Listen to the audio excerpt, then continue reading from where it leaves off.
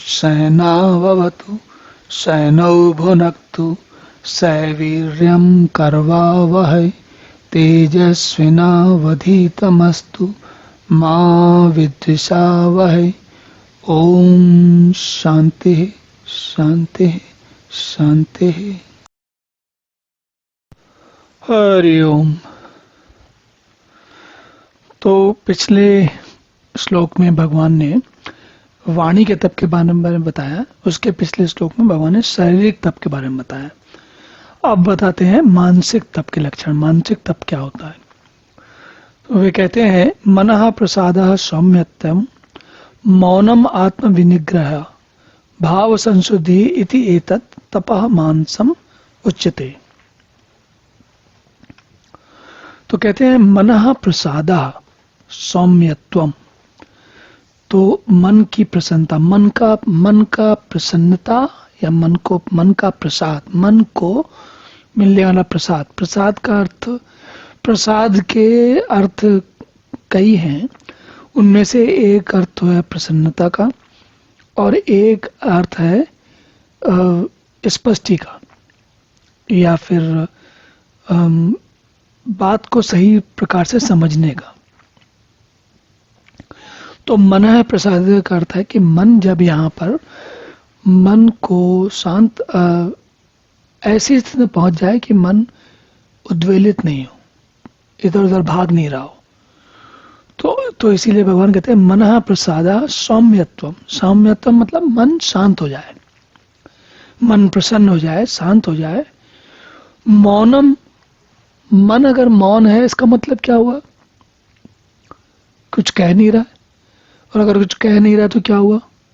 इसका अर्थ है हमारे पास समय है मन के अतिरिक्त परमात्मा की ओर झांकने का, परमात्मा को देखने का, अनुभव करने का समय है। जैसे इसको मैं सीढ़ी में समझिए, सीढ़ी मतलब क्रमगत समझिए। यदि आपको कोई बहुत शारीरिक कष्ट हो तो मन भी उसके कारण फिर मन नियंत्रण में नहीं आता। लेकिन अगर शारीरिक कष्ट नहीं हो और मन में चंचलता हो तो मन में नहीं समझ में आता। लेकिन अगर हमें मन, जब हमारा शरीर और मन दोनों सहज भाव में होते, उद्वेलित नहीं होते, परेशान नहीं होते, वो बहुत उलझन में नहीं होते, कठिनाई में नहीं होते, तब हमारा इनके, क्योंकि हमारे शरीर के ये दोनों बहुत ही आवश्यक, शरीर और बुद्धि, शरीर और अहम के बहुत ही आवश्यक, किसी भी जीव में शरीर और मन बहुत ही आवश्यक चीज है। हमारे सारे जो कार्यकलाप है उन्हीं से होते हैं। तो अगर इनमें किसी में कोई समस्या है तो हम फिर आगे कोई काम नहीं कर सकते। तो ये मौनम है, मतलब कि मन के मौन रहने का भाव, वह तभी हो सकता है जब मन प्रसन्न हो, शांत हो, शरीर में कोई कष्ट नहीं हो। और वहां से आरंभ होता है जब व्यक्ति कुछ और सोचने के लायक बनता है।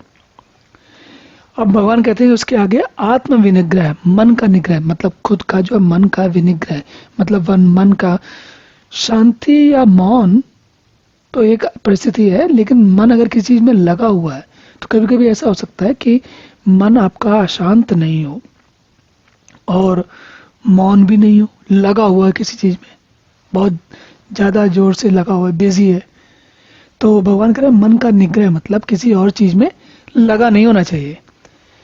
और इसके अतिरिक्त भगवान कह रहे हैं कि भाव संशुद्धि, अंतःकरण के भावों की भली भांति पवित्रता। तो कहते हैं कि अंतःकरण के जो भाव हैं उनमें, मन में कोई ऐसे दुष्विचार, भाव ऐसे नहीं आने चाहिए जिनसे कि समस्या हो। तो इन सब को साधना, इन सब को संभालना, वो है मन संबंधी तप। तो मन संबंधी तप क्या क्या करता है? प्रसन्नता, शांत भाव, भगवत चिंतन करने का स्वभाव, मन का निग्रह, अंतःकरण के भावों की भलीभांति पवित्रता, यह सब जो करते हैं इसे कहते हैं मनः संबंधी तप। चलिए अब अगले श्लोक में देखते हैं भगवान क्या दिखाते हैं। ओम पूर्णमिदः पूर्णमिदं पूर्णात् पूर्णमुदच्यते पूर्णस्य पूर्णमादाय पूर्णमेवावशिष्यते। ओम शांति शांति शांति।